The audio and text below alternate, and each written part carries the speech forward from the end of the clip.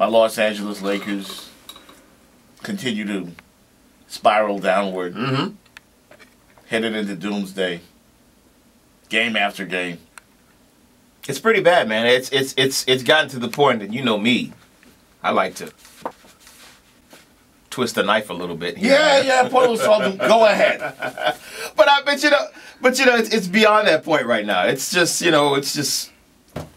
You know what I think is going to happen? You know what I think is going to happen? I think that the Lakers are going to become the darlings of America.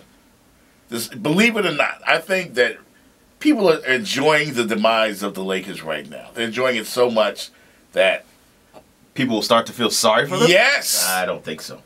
Listen, against the Spurs the other night, there was an actual moral victory for the Lakers because they hung tough, even though they went down, but they played so hard.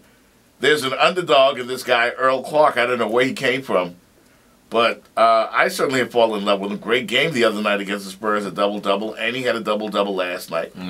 People are beginning to feel sorry for Steve Nash, who went to L.A. in search of a championship and ends up in an even worse situation. I'm not so sure they're feeling sorry for Dwight Howard or Kobe Bryant. The damn sure not feeling sorry for Kobe. I know that. But I'm telling you, because the odds are against it right now. I doubt seriously the Lakers make the playoffs because the Western Conference is just so tough. But I think at some point, people will start to root for the Lakers. And it could become a story, their chase for that number 8 spot. That could become a story. You know what? I can agree with you on a certain aspect that people would want to see the Lakers in the playoffs. Yes. It's a bigger story, obviously, if they're not in the playoffs. But people will want to see the Lakers scratch and claw their way to that number 8 spot, which I believe right now is being held by Utah. Portland. They're 5 games out. Okay. They'll want to see that. They'll want to see that, if you want to say, quote unquote, comeback story, if you will. But the feeling sorry thing. Now you could talk about Earl, and you could talk about number 50. How you pronounce Saker? Yeah, he's alright. D-League material. Yeah, he's a D-League, but hell, I mean, the other night I think I saw a little bit. I liked what I saw more from him in one game than what I've seen from Dwight Howard in 30 games, to me. But you got your little stories here and there. Nash, yeah, maybe. I don't think anybody's feeling sorry for Dwight. I don't think anybody's feeling sorry for Kobe Bryant. Hell, his marriage is back together. We'll talk about that a little bit later. If at any point, they actually do turn a corner and start to win. Because I've never seen a team, and I guess it's because they're one of the pillars of the NBA. You look at the Boston Celtics and you look at the Los Angeles Lakers. Collectively, I'm sure probably more than half of the titles combined in NBA history, those two franchises. So they're the two pillars of the league, and that's why the Lakers at 15 and 21 or something like that, they're more of a story than the Los Angeles Clippers, who I do believe have the best record in the NBA. And yet the Los Angeles Lakers are the story. Coincidentally, the Clippers do have one of the best records in the NBA. They are tied right now with the team that beat the Lakers last night, the Oklahoma City Thunder. Both 28-8. Best in the West, best in the league right now. Yeah, you're right. It's going to get interesting. It's already interesting because with the loss, with the, I guess you could say, assumed loss that they were going to have before last night. People were talking, if you were watching the shows yesterday, and saying, people were saying how bad the Lakers are, how bad their winning percentage is, and what their percentage is, chances of trying to get into the playoffs. People have already kind of written them off. Right now, I wouldn't bet my dog's house on it. And I don't have a dog, but I'm just saying, if I did, I don't think they're going to make the playoffs. It's almost impossible.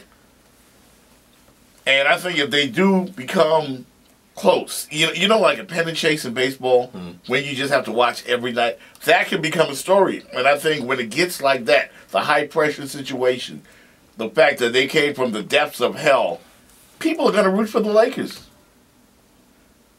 I think people will recognize them as, if they can turn it around and get to that number 8 or even a 7th seed. That would be a hell of an accomplishment. It would be a hell of an accomplishment, and you would look at that team as that dangerous team. You know how every year there's that 8th seed that you don't want to play. I mean, right now in the in the East, if the playoffs were to start today, it's Milwaukee sitting in the 8th seed. With how they've been playing recently. Boston is sitting at the 7th. So Boston, like a team like Boston, if they were to float between the 7th and the 8th seed, and the Heat will continue to hold on to that 1 seed, that's a team that you got to look out for, especially in the first round. I want to pose a quick question. Something was asked of LeBron James by someone from the press the other day regarding the troubles that the Lakers are having, and LeBron was asked to compare the Lakers' troubled start this season to what the Heat went through in their initial season together. And LeBron says nobody would ever go through what we went through. This doesn't even come close. And I wonder how our listeners feel about that, and some of you out there feel about that, whether that's true or not. Because LeBron said what they went through was just pure hell. Yeah. That first season. And I'm looking at the Lakers now, and people are just.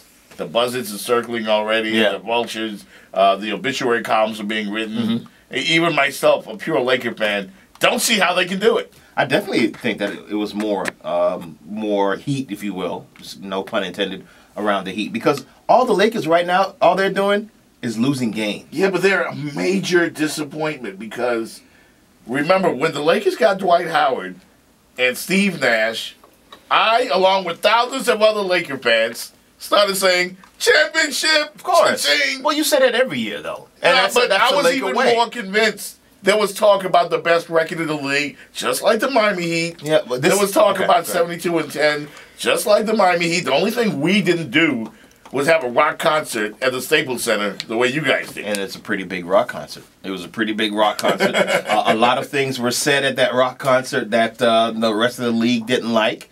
A lot of, the way it happened, there wasn't no decision by Dwight Howard. The press leaked it out, and he showed up at a press conference, smiling, grinning. Same thing with Steve Nash. Was it a trade or, amicable trade or whatever? Bam, there it is. So everybody pretty much penciled the Lakers in the finals once this team was put together. And in fact, Mike Brown, just because of the slow start, you're out of here. And that's the issue I have now with Heat fans who are pushing the panic button, and you've even heard some of them on the station, and even some people on the station who want this team to come out and break all records and hustle and bust their ass every night in January and December and November. They don't care. They just want you to go out there, gladiator sport, entertain me, do your best. I want to be undefeated. There's no reason why we're losing to Portland. There's no reason why we're losing to Washington in December. We want undefeatedness. We want 100 to 50 scores. And come on. And that was all fueled by what happened on that June night and all the stuff that was said the days and the weeks after it. Jeff Van Gundy. This team can challenge the 72-10 record. LeBron's going to average, which he almost has been, averaging a triple-double. All they got to do is, bring Pat Riley back in, put him on the wing. That's LeBron's words. Yeah, I mean, there was a lot of cockiness coming from the Miami Heat. And if the rest of the league looked at that, and everybody put a big star on the backs of the big three for the Miami Heat. And circled the dates when they came to their time. And every victory over the Heat was like, New Year's Day Macy's parade. I missed it the other night. I said that Portland confetti came from the top. Yeah. I mean, is that a normal thing at every, teams that do that? I wonder if that's normal. It's like rushing the court. Rushing the court. 5670560 pound 560 for AT&T, Metro PCS, and Verizon Wireless.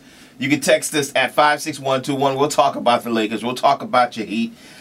Big news for the Miami Hurricanes is they've added another person, I should say, to their coaching staff. We definitely want to get on that as well. Plus, it's 2 weeks since the season ended for the Miami Dolphins. We'll talk a little bit about that with Armando Salguero a little bit later on in the program. First break of the morning. We're back right after this.